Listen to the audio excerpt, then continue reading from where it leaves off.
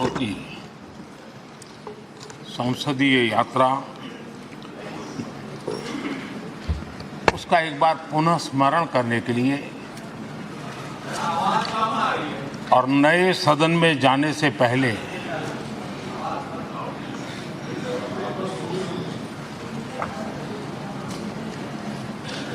उन प्रेरक पलों को,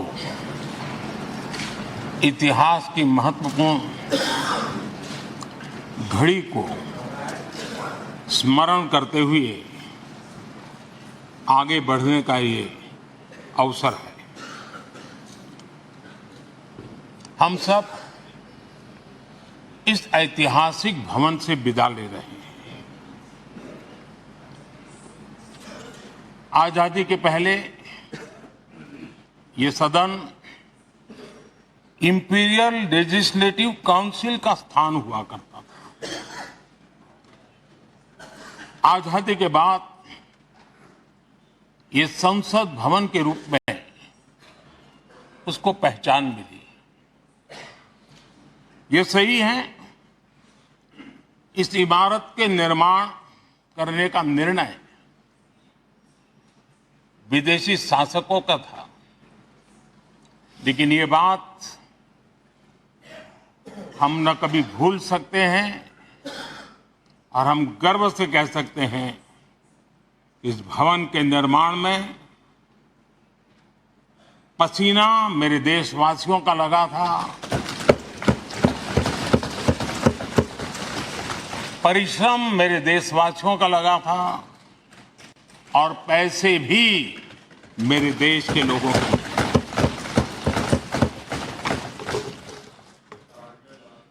इस 75 वर्ष की हमारी यात्रा ने अनेक लोकतांत्रिक परंपराओं और प्रक्रियाओं का उत्तम से उत्तम सृजन किया है और इस सदन में रहे हुए सबने उसमें सक्रियता से योगदान भी दिया है और साक्षी भाव से उसको देखा भी। हम भले नए भवन में जाएंगे, लेकिन पुराना भवन भी, ये भवन भी आने वाली पीढ़ियों को हमेशा हमेशा प्रेरणा देता रहेगा।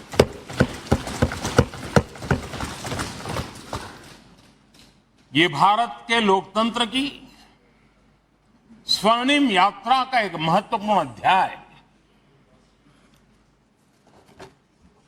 जो सारी दुनिया को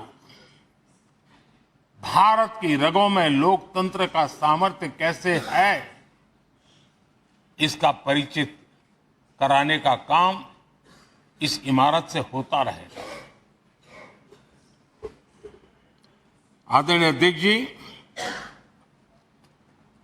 अमृतकाल की प्रथम प्रभा का प्रकाश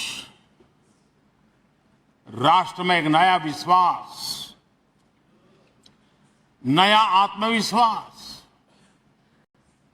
नया उमंग, नए सपने, नए संकल्प और राष्ट्र का नया सामर्थ्य उसे भर रहा है। चारों तरफ आज भारतवासियों की उपलब्धि की चर्चा हो रही है और गौरव के साथ हो रही है। ये हमारे 75 साल के संसदीय इतिहास का एक सामूहिक प्रयास का परिणाम है, जिसके कारण विश्व में आज वो गूंज सुनाई दे रही है।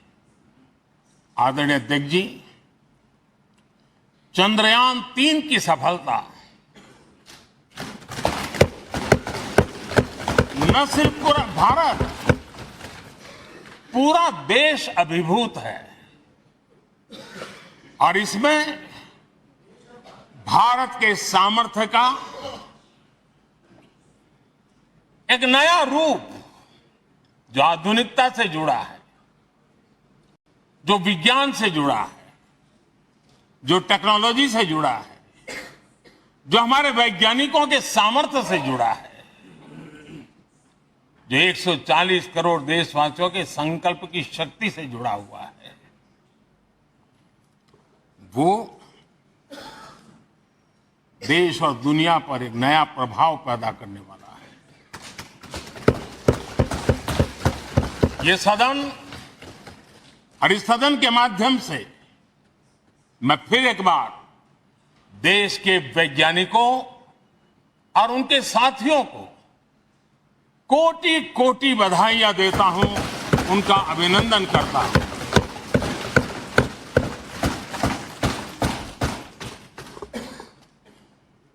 आदरणीय अध्यक्ष जी, ये सदन ने भूतकाल में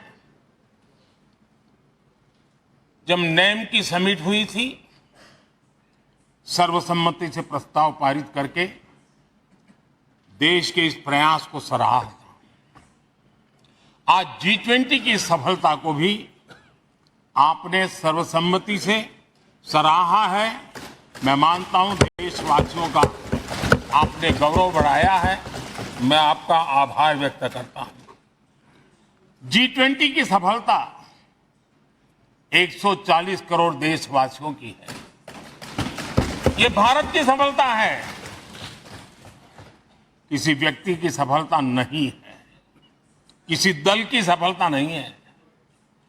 भारत के फेडरल स्ट्रक्चर ने, भारत की विविधता ने 60 स्थानों पर 200 से अधिक समिट और उसकी मेजबानी हिंदुस्तान के अलग अलग रंग रूप में देश की अलग अलग सरकारों ने बड़े आन बान शान से की, और ये प्रभाव पूरे विश्व भर के मन पर पड़ा हुआ है।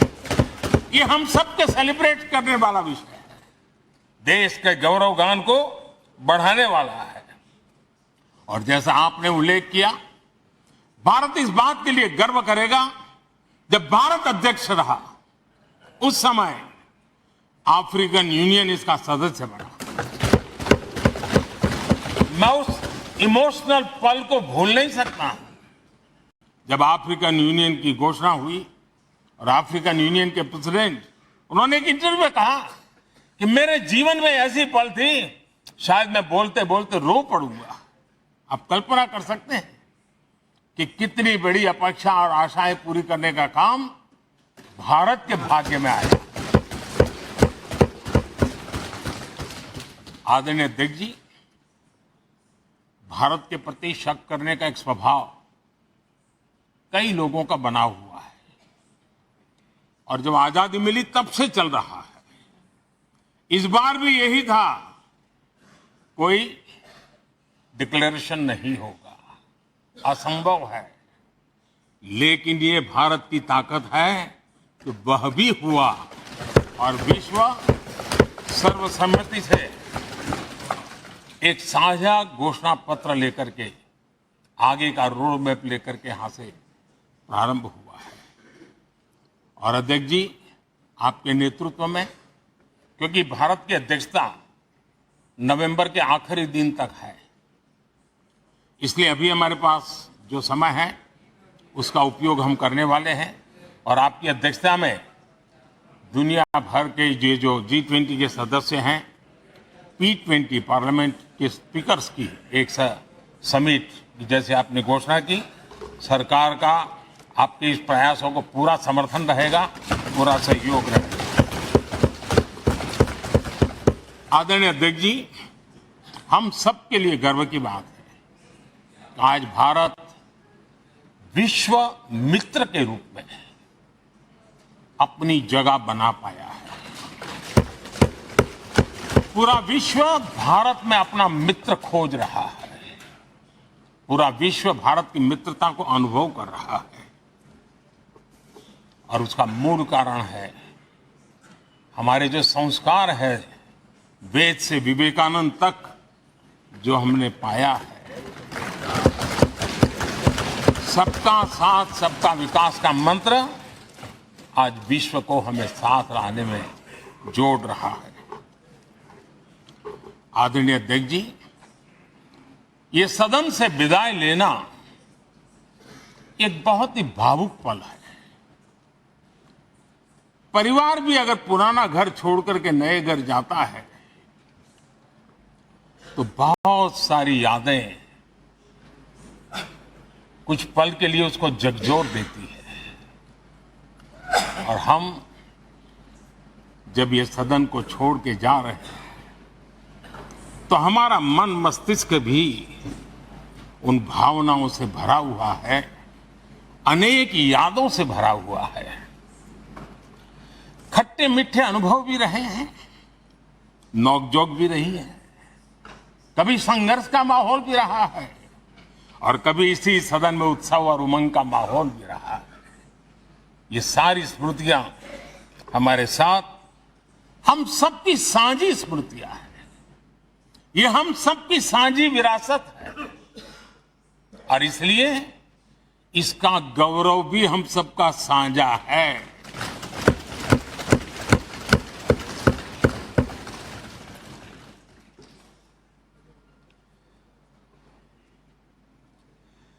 आजाद भारत के नवनिर्माण से जुड़ी हुई अनेक घटनाएं इन 75 वर्ष में यही सदन में आकार लेती हुई हमने देखी है।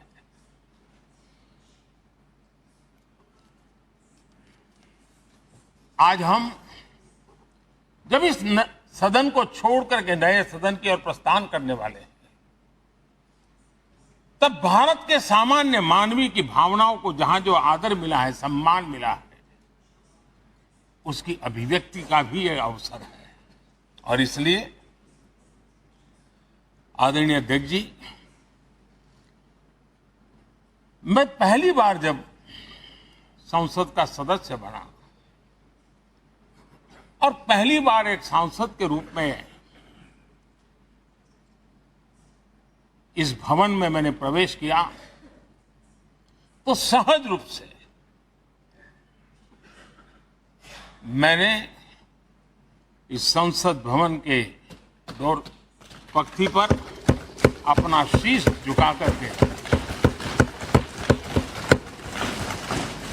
इस लोकतंत्र के मंदिर को श्रद्धा भाव से नमन करते हुए मैंने पैर रखा था। वो पल मेरे लिए भावनाओं से भरी हुई थी, मैं कल्पना नहीं कर सकता था। लेकिन भारत के लोकतंत्र की ताकत है, भारत के सामान्य मानवीय की लोकतंत्र के प्रति श्रद्धा का प्रतिबिंब है कि रेलवे प्लेटफॉर्म पर गुजारा करने वाला एक गरीब परिवार का बच्चा पार्लियामेंट पहुंच जाता है।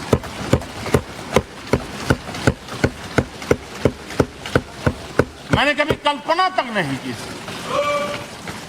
कि देश मुझे इतना सम्मान देगा, इतना आशीर्वाद देगा, इतना प्यार देगा।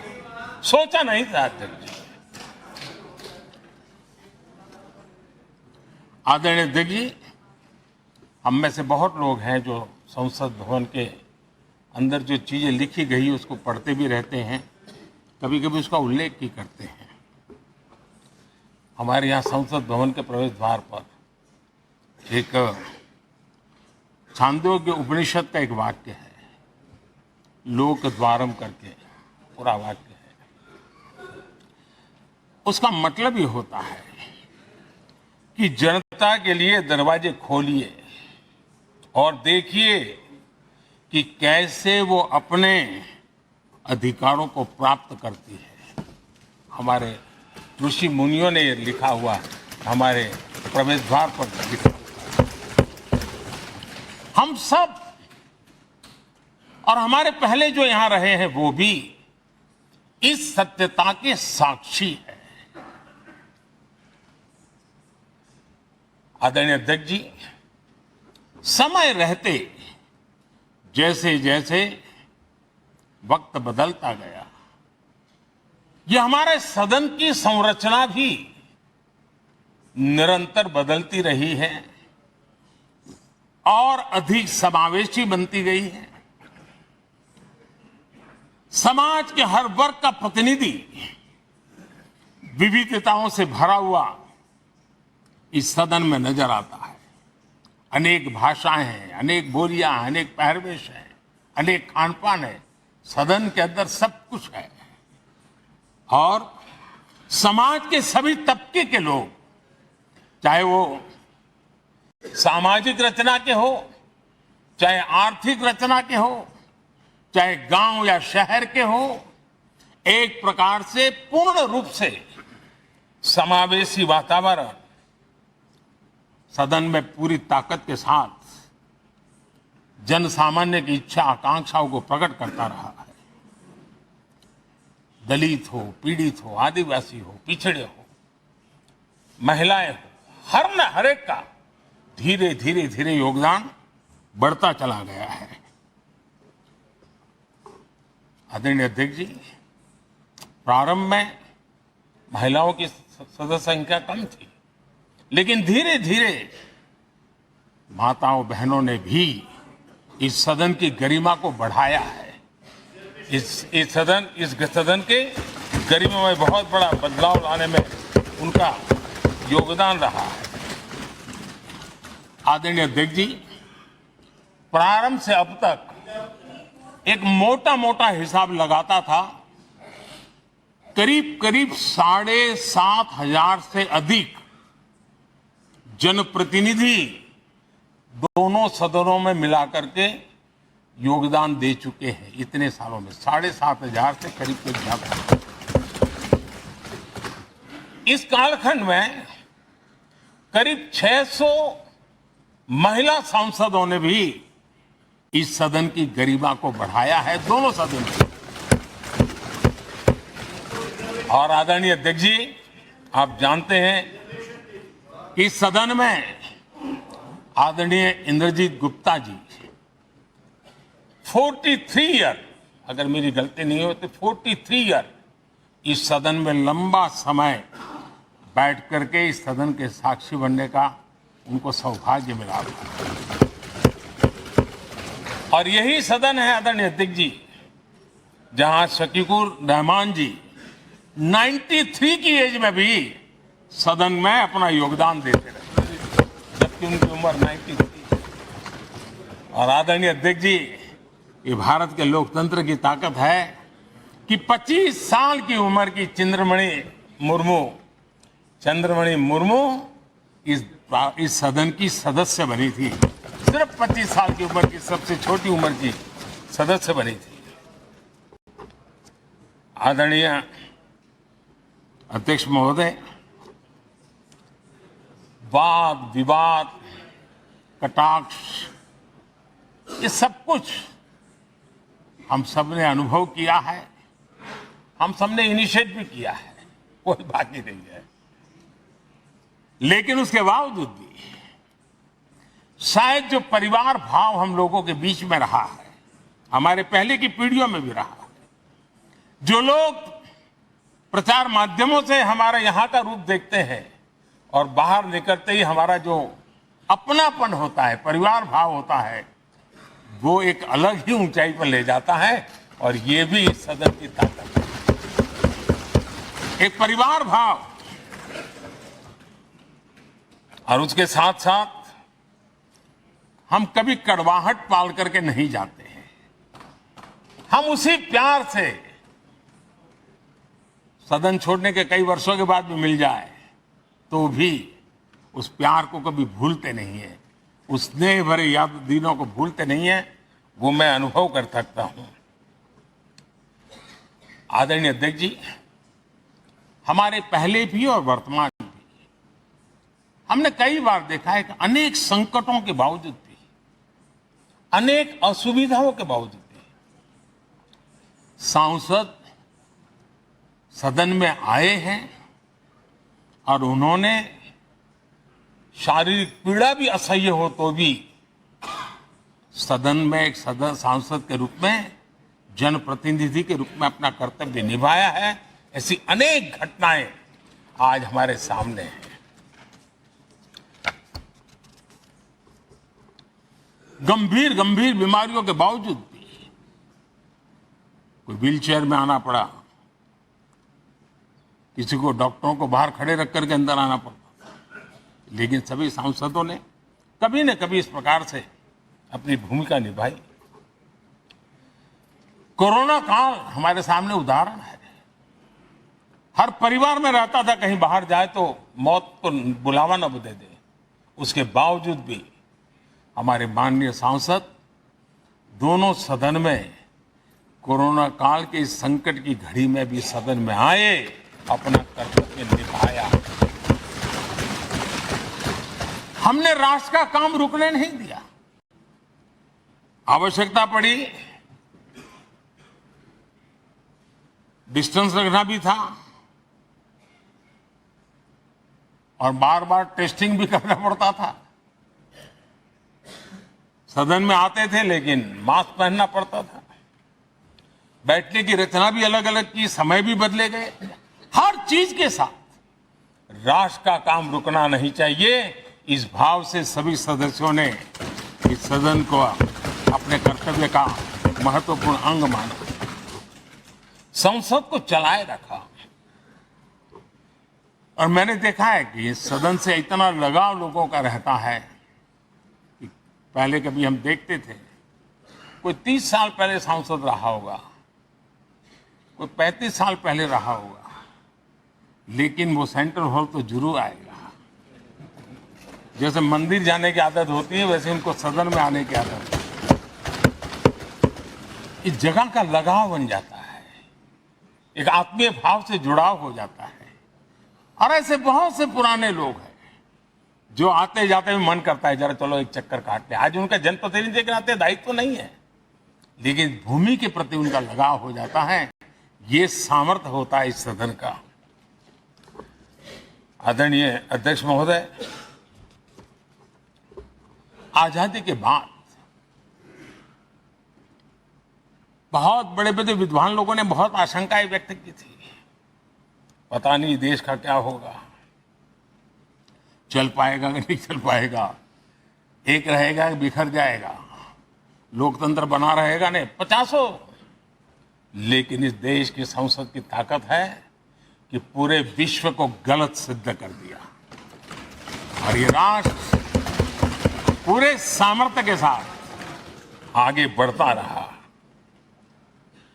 और इस विश्वास से कि हम भले आशंकाएं होंगी, घने काले बादल होंगे, लेकिन सफलता प्राप्त करते रहेंगे।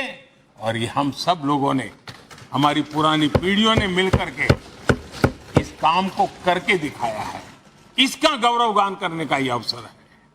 आदरणीय अध्यक्ष जी, इसी भवन में 2 साल 11 महीने तक संविधान सभा की बैठकें हुई और उसने देश के लिए एक मार्गदर्शक जो आज भी हमें चलाता है, हमारे संविधान दिया। और 26 नवंबर 1949 को जो संविधान हमें मिला वो 26 जनवरी 1950 को लागू हुआ। इन 75 वर्षों में सबसे बड़ा जो अचीवमेंट है वो ये है कि देश के सामान्य मानवी का इस संसद पर विश्वास बढ़ता ही गया है। और लोकतंत्र की सबसे बड़ी ताकत यही है कि इस महान संस्था के प्रति, इस महान इंस्टीट्यूशन के प्रति, इस व्यवस्था के प्रति उनका विश्वास अटूट रहे, विश्वास उनका बना रहे। इन 75 वर्षों में हमारी संसद ने जन भावनाओं की अभिव्यक्ति का भवन भी बना दिया। यहां जन भावनाओं की पुरजोश अभिव्यक्ति और हम देखते हैं राजेंद्र बाबू से लेकर डॉक्टर कलाम, रामनाथ जी कोविंद और अभी द्रौपदी मुर्मू जी, इन सब के संबोधन का लाभ हमारे सदनों को मिला है, उनका मार्गदर्शन मिला है। आदरणीय अध्यक्ष जी, पंडित नेहरू जी, शास्त्री जी, वहां से लेकर के अटल जी, मनमोहन सिंह जी तक एक बहुत बड़ी श्रृंखला जिसने इस सदन का नेतृत्व किया है और सदन के माध्यम से देश को दिशा दी है, देश को नए रंग रूप में ढालने के लिए उन्होंने परिश्रम किया है, पुरुषार्थ किया है। आज उन सबका गौरवगान करने का भी अवसर है। आदरणीय अध्यक्ष जी, सरदार वल्लभ भाई पटेल, लोहिया जी, चंद्रशेखर जी, आडवाणी जी, न जाने अनगिनत नाम जिन्होंने हमारे इस सदन को समृद्ध करने में, चर्चाओं को समृद्ध करने के लिए, देश के सामान्य से सामान्य व्यक्ति की आवाज को ताकत देने का काम इस सदन में किया है। विश्व के भी अनेक राष्ट्राध्यक्षों ने हमारे इन सदनों को संबोधित करने का भी अवसर आए और उनकी बातों में भी भारत के लोकतंत्र के प्रति आदर का भाव व्यक्त हुआ है।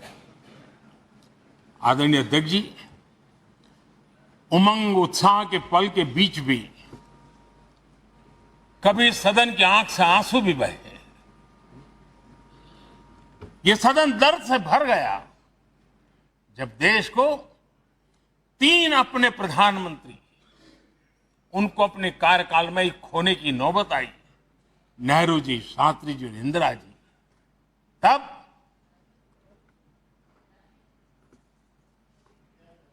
ये सदन अश्रुभीनी आंखों से उन्हें विदाई दे रहा था। आदरणीय अध्यक्ष जी, अनेक चुनौतियों के बावजूद भी हर स्पीकर ने, हर सभापति ने बेहतरीन तरीके से दोनों सदनों को सुचारू रूप से चलाया है और अपने कार्यकाल में उन्होंने जो निर्णय किए वो निर्णय मावलंकर जी से काल से शुरू हुए हो या सुमित्रा जी के कालखंड के हो या बिरला जी के, आज भी उन निर्णयों को रेफरेंस पॉइंट माना जाता है। ये काम हमारे करीब 17 स्पीकर और उसमें 2 हमारी महिला स्पीकर ने भी, और मावलंकर जी से लेकर के सुमित्रा ताई तक और बिरला जी का मार्गदर्शन आज भी हमें मिल रहा है। हर एक ने अपनी अपनी शैली रही है, लेकिन उन्होंने सबको साथ लेकर के नियमों कानूनों के बंधन में इस सदन को हमेशा ऊर्जावान बनाए रखा है। मैं आज उन सभी स्पीकर महोदय को भी आज वंदन करता हूं, अभिनंदन करता हूं।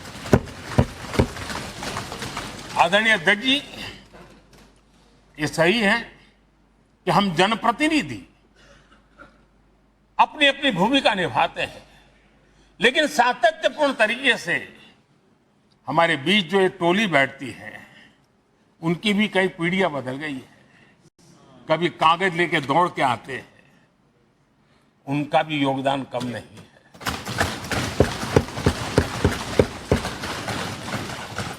हमें कागज पत्र पहुंचाने के लिए दौड़ते हैं, सदन में कोई गलती ना हो जाए, उसके निर्णय में कोई गलत ना हो जाए, उसके लिए वो चौकन्ने रहते हैं।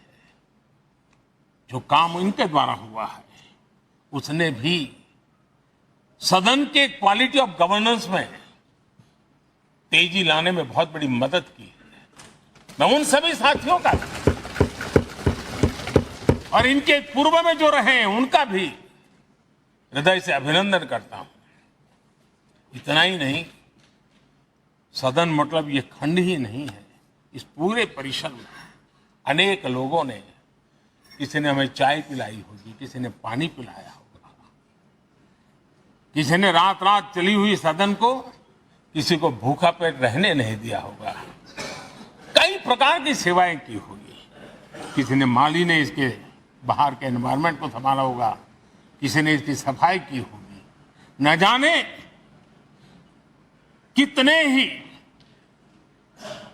अनगिनत लोग होंगे जिन्होंने हम सब अच्छे ढंग से काम कर सके और यहां जो काम हो वो काम देश को आगे बढ़ाने के लिए अधिक से अधिक तेजी से हो, उसके लिए जो माहौल बनाना, व्यवस्था बनाना, उसके लिए जिसने योगदान दिया है, मेरी तरफ से भी और इस सदन की तरफ से भी मैं उनका विशेष रूप से नमन करता हूं।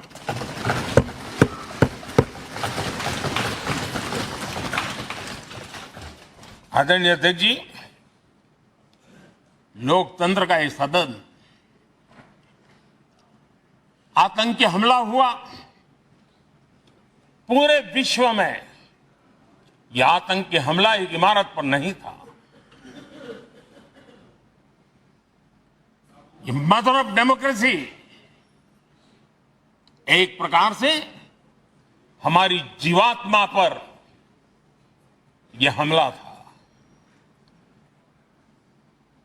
ये देश उस घटना को कभी भूल नहीं सकता है, लेकिन आतंकियों से लड़ते लड़ते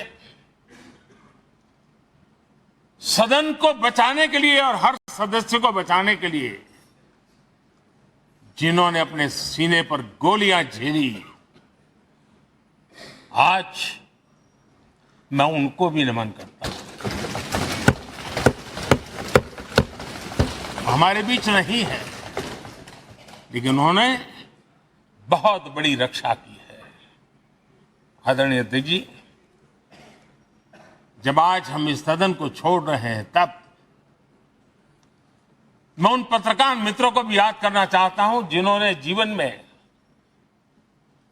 कुछ लोग तो ऐसे हैं जिन्होंने पूरा जीवन अपने कार्यकाल में संसद के काम को ही उन्होंने रिपोर्ट किया है। एक प्रकार से वो जीवंत साक्षी रहे हैं। उन्होंने यहां की पल पल की जानकारी देश तक पहुंचाई, और तब तो ये सारा टेक्नोलॉजी अवेलेबल नहीं थी। तब वही लोग थे जो यहां की बात पहुंचाते थे, और उनका सामर्थ्य था वो अंदर की भी पहुंचाते थे और अंदर की भी पहुंचाते थे।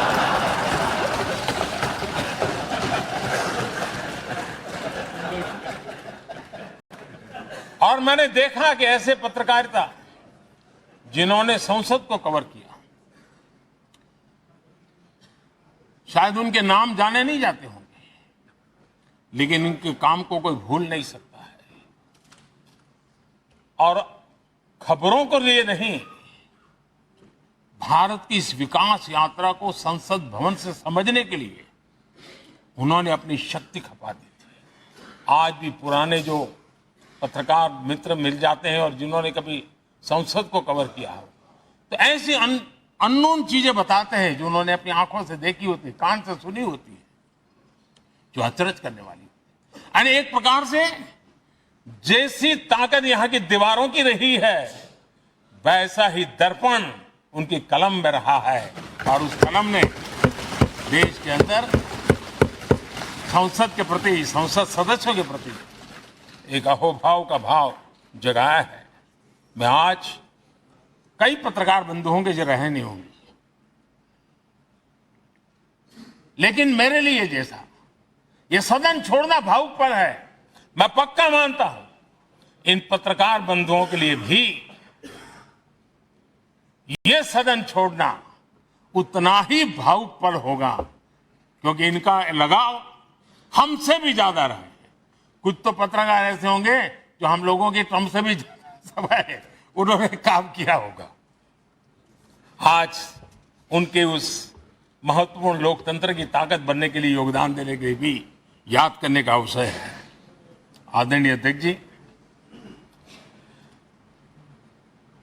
जब हम सदन के अंदर आते हैं, हमारे यहां नाद ब्रह्म की कल्पना है। हमारे शास्त्रों में माना गया है किसी एक स्थान पर अनेक बार एक ही लय में उच्चारण होता है तो वो तपोस्थली बन जाता है, उसके एक पॉजिटिव वाइब होते हैं। नाद की एक ताकत होती है जो स्थान को सिद्धि स्थान में परिवर्तित कर देती है। मैं मानता हूं ये सदन भी उस 7-7.5 हजार जनप्रतिनिधियों के द्वारा बार बार जो शब्द गूंजे हैं, जो वाणी यहां गूंजी है, उसने इस सदन में हम बैठकर आगे चर्चा करें या ना करें, लेकिन इसकी गूंज इसे तीर्थ क्षेत्र बना देती है।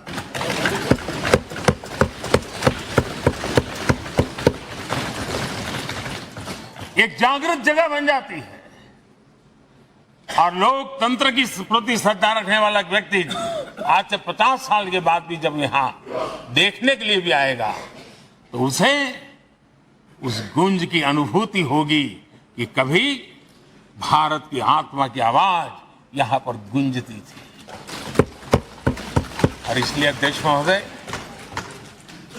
ये वो सदन है जहां कभी भगत सिंह, बटुकेश्वर दत्त, उन्होंने अपनी वीरता सामर्थ्य से अंग्रेज सल्तनत को जगा दिया था बम का धमाका करके। वो बम की गूंज भी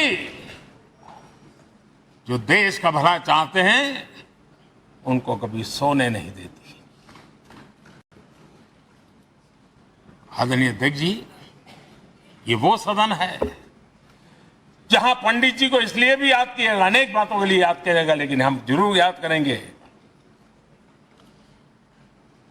इसी सदन में पंडित नेहरू का at the stroke of midnight की गूंज हम सबको प्रेरित करती रहेगी। और इसी सदन में अटल जी ने कहा था,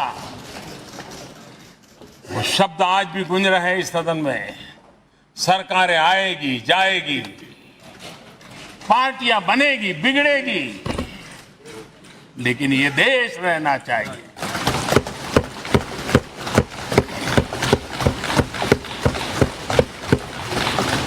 आदरणीय अध्यक्ष जी, पंडित नेहरू की जो प्रारंभिक मंत्री परिषद थी, बाबा साहब आम्बेडकर जी एक मंत्री के रूप में दुनिया की बेस्ट प्रैक्टिसेस भारत में लाने पर बहुत जोर दिया करते थे। फैक्ट्री कानून में अंतर्राष्ट्रीय सुझावों को शामिल करने पर बाबा साहब सर्वाधिक आग्रही रहे थे और उसका परिणाम आज देश को लाभ मिल रहा है। बाबा साहब आम्बेडकर ने देश को नेहरू जी की सरकार में वाटर पॉलिसी दी थी और उस वाटर पॉलिसी बनाने में बाबा साहब आम्बेडकर की बहुत बड़ी भूमिका रही थी। आदरणीय अध्यक्ष जी,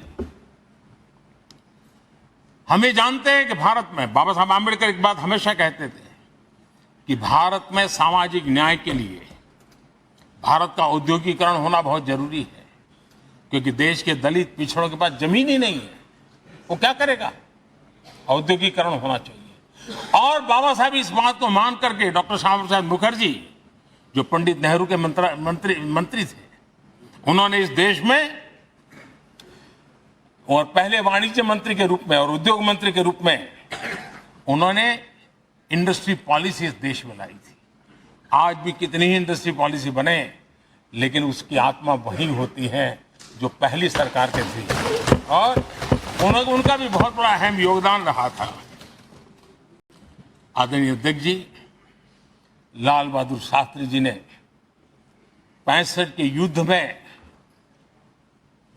हमारे देश के जवानों में का हौसला बुलंद करना, उनके सामर्थ्य के लिए को पूरी तरह राष्ट्र में झोंक देने की प्रेरणा इसी सदन में से दी थी लाल बहादुर शास्त्री का। और यहीं पर उन्होंने ग्रीन रिवॉल्यूशन के लिए एक मजबूत नींव लाल बहादुर शास्त्री जी ने रखी थी। आदरणीय अध्यक्ष जी, बांग्लादेश की मुक्ति का आंदोलन और उसका समर्थन भी इसी सदन ने इंदिरा गांधी के नेतृत्व में किया था। इसी सदन ने इमरजेंसी में लोकतंत्र पर होता हुआ हमला भी देखा था और इसी सदन ने भारत के लोगों की ताकत को एहसास कराते हुए मजबूत लोकतंत्र की वापसी भी इसी सदन ने देखी थी। वो राष्ट्रीय संकल्प भी देखा था, ये सामर्थ्य भी देखा था। आदरणीय अध्यक्ष जी, ये सदन इस बात का हमेशा ऋणी रहेगा क्योंकि इसी सदन में हमारे पूर्व प्रधानमंत्री चरण सिंह जी ने ग्रामीण मंत्रालय का गठन किया था, रूरल डेवलपमेंट मिनिस्ट्री। इसी सदन में मतदान की उम्र 21 से 18 करने का निर्णय हुआ था और देश की युवा पीढ़ी को इसका योगदान देने के लिए प्रेरित किया गया, उत्साहित किया गया था। हमारे देश ने गठबंधनों की सरकारें देखी, वीपी सिंह जी हो, चंद्रशेखर जी, और बाद में एक सिलसिला चला। लंबे अरसे से दिशा में देश जा रहा था, आर्थिक नीतियों के बोझ तले देश दबा हुआ था, लेकिन नरसिम्हा राव की सरकार थी जिन्होंने हिम्मत के साथ पुरानी आर्थिक नीतियों को छोड़ करके नई राह पकड़ने का फैसला किया था, जिसके आज देश को परिणाम मिल रहे। अटल बिहारी वाजपेयी जी का सरकार भी हमने इसी सदन में देखी। सर्व शिक्षा अभियान देश में आज वो महत्वपूर्ण बन गया है। आदिवासी कार्यालय मंत्रालय अटल जी ने बनाया, नॉर्थ ईस्ट का मंत्रालय अटल जी ने बनाया। न्यूक्लियर टेस्ट भारत के सामर्थ्य का परिचायक बन गया। और इसी सदन में मनमोहन जी की सरकार कैश फॉर वोट को भी, उस कांड को भी सदन ने देखा है। आदरणीय अध्यक्ष जी, सबका साथ सबका विकास का मंत्र, अनेक ऐतिहासिक निर्णय, दशकों से लंबित विषय, उनका स्थायी समाधान भी इसी सदन में हुआ। आर्टिकल 370, ये सदन हमेशा हमेशा गर्व के साथ कहेगा, इस सदन के कारण one nation one tax, one nation one tax, GST का निर्णय भी इसी सदन ने किया। One rank one pension, OROP, ये भी इसी सदन ने देखा। गरीबों के लिए 10% आरक्षण कोई विवाद के बिना पहली बार देश में करने में सफलता मिली।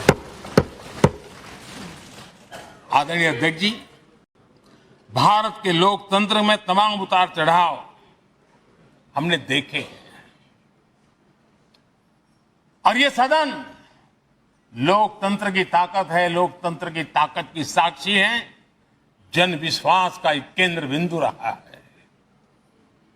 इस सदन की विशेषता देखिए और दुनिया के लोगों का आज भी आश्चर्य होता है। यह सदन है जिसमें कभी 4 सांसद वाली पार्टी सत्ता में होती थी और 100 सदस्य वाली पार्टी विपक्ष में बैठती थी। ये भी सामर्थ्य इस सदन के लोकतंत्र की ताकत का परिचय कराता है। और यही सदन है जिसमें एक वोट से अटल जी की सरकार गई थी और लोकतंत्र की गरिमा को बढ़ाया था। ये भी इसी सदन में हुआ। आज अनेक छोटी छोटी रीजनल पार्टियों का प्रतिनिधित्व हमारे देश की विविधता को, हमारे देश के एस्पिरेशंस का एक प्रकार से वो आकर्षक केंद्र बिंदु बना है। आदरणीय अध्यक्ष जी, इस देश में 2 प्रधानमंत्री ऐसे रहे, मोरारजी भाई, वीपी सिंह। एक प्रकार से कांग्रेस में जीवन खपाया था, लेकिन एंटी कांग्रेस गवर्नमेंट का नेतृत्व कर रहे थे। ये भी इसकी विशेषता थी। और हमारे नरसिम्हा राव जी, वो तो बिस्तरा गोल करके घर जाने की तैयारी कर रहे थे, निवृत्ति की घोषणा कर चुके थे। लेकिन यही लोकतंत्र की ताकत देखिए, सदन की ताकत देखिए, वो प्रधानमंत्री के रूप में 5 साल हमारी सेवा कर।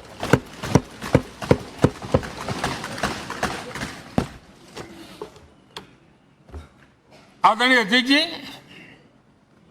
सबकी सहमति से कठिन से कठिन कार्य होते हुए हमने देखे हैं। 2000 की साल थी, अटल जी की सरकार थी।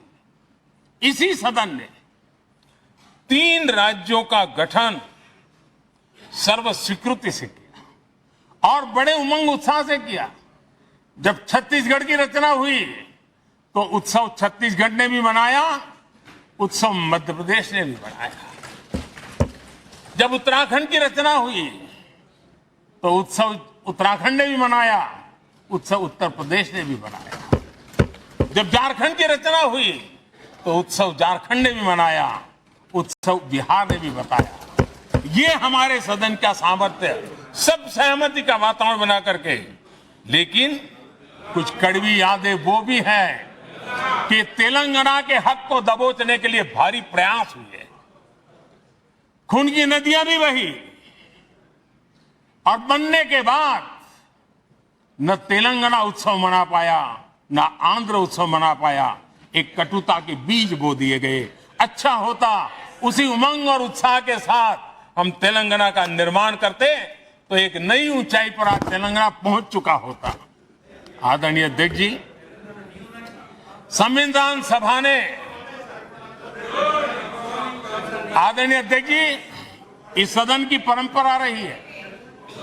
संविधान सभा ने उस समय अपना दैनिक भत्ता 45 रुपये से कम करके 40 कर दिया था।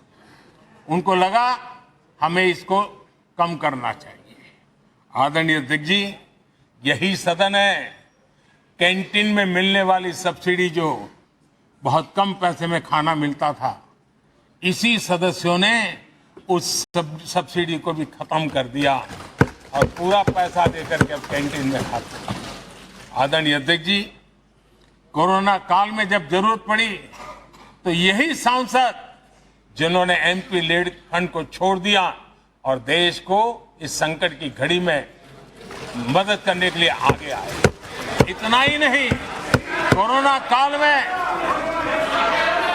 काल में इसी सदन के सांसदों ने अपने तनख्वाह में 30% कटौती की और उन्होंने देश के सामने आए हुए संकट में अपनी बहुत बड़ी जिम्मेवारी निभाई। आदरणीय अध्यक्ष जी, हम गर्व से कह सकते हैं, ये सदन में बैठे हुए लोग भी कह सकते हैं, हमारे पूर्वज जो सदन में बैठे थे वो भी कह सकते हैं कि हम ही लोग हैं जिन्होंने हम पर डिसिप्लिन लाने के लिए हमारे यहां जनप्रतिनिधित्व कानून में समय समय पर कठोरता बरती। नियम हमने ही लादे, हमने ही तय किया कि नहीं, जनप्रतिनिधि के जीवन में ये नहीं हो सकता। मैं मानता हूं ये जीवंत लोकतंत्र का बहुत बड़ा उदाहरण है और ये सदन ने दिया है, यही माननीय सांसदों ने दिया है और हमारी पुरानी पीढ़ी के सांसदों ने दिया है। और मैं मानता हूं कि कभी कभी उन चीजों को भी याद करना चाहिए। आदरणीय अध्यक्ष जी, हम जो वर्तमान सांसद हैं उनके लिए तो ये विशेष सौभाग्य का अवसर है। सौभाग्य का अवसर इसलिए है कि हमें इतिहास और भविष्य दोनों की कड़ी बनने का अवसर मिल रहा है।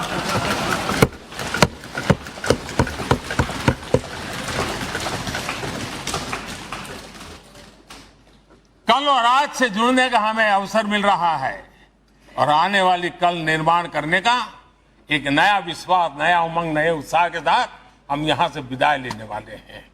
आदरणीय अध्यक्ष महोदय, आज का दिवस सिर्फ और सिर्फ इस सदन के सभी 7,500 जनप्रतिनिधि रह चुके हैं उनके गौरवगान का पल है। इन दीवारों से हमने जो प्रेरणा पाई है, जो नया विश्वास पाया है, उसको लेकर जाने का है। बहुत सी बातें ऐसी थी जो सदन में हर किसी की ताली की हकदार थी, लेकिन शायद राजनीति उसमें भी आड़े आ रही। नेहरू जी के योगदान का गौरवगान अगर इस सदन में होता है, कौन सदस्य होगा जिसको ताली बजाने का मन न कर जाए। लेकिन उसके बावजूद